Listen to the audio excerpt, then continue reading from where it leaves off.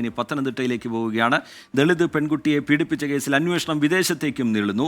പ്രതികളിൽ വിദേശത്തുള്ള ആൾക്കായി police lookout notice പുറത്തിറക്കും. കേസിൽ DIG അജിത ബീഗത്തിന്റെ മേൽനോട്ടത്തിൽ അന്വേഷണ സംഘം വിപുലീകരിച്ചിട്ടുണ്ട്. ഇതുവരെ അറസ്റ്റിലായവരുടെ എണ്ണം 28 ആണ്.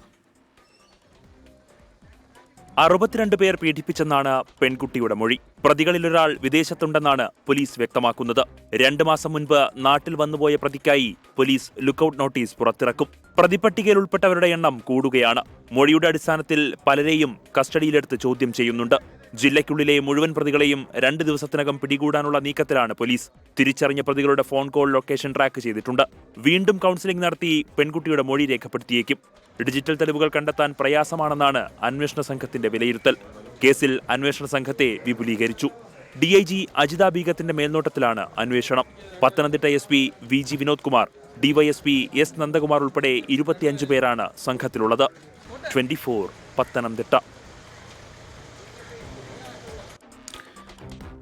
ഈ പെൺകുട്ടിയുടെ മൊഴിയുടെ വിവരങ്ങൾ പുറത്തു വന്നതിന് പിന്നാലെയുണ്ടായ പോലീസ് നീക്കങ്ങൾ അതൊക്കെ കേരളത്തെ വലിയ ഞെട്ടിക്കുന്ന വിവരങ്ങളിലേക്കാണ് കൊണ്ടുപോയത്. ഇപ്പോൾ അറസ്റ്റിലായവരുടെ എണ്ണം 28 ആയിട്ടുണ്ട്. കൂടുതൽ പേരുടെ പങ്കാളിത്തം, ഇതുമായി ബന്ധപ്പെട്ടുള്ള കൂടുതൽ പേരെ അറസ്റ്റ് ചെയ്യുന്ന അടക്കമുള്ള നടപടികളിലേക്ക് പോലീസ് കടക്കാനൊരുങ്ങുന്നു എന്നുള്ളതാണ്. എന്തായാലും അതിൻ്റെ അന്വേഷണം നടക്കട്ടെ. കൂടുതൽ വ്യക്തത വരും ദിവസങ്ങളിൽ ആ കേസുമായി ബന്ധപ്പെട്ട് വരും എന്നുള്ള കാര്യം ഉറപ്പാണ്.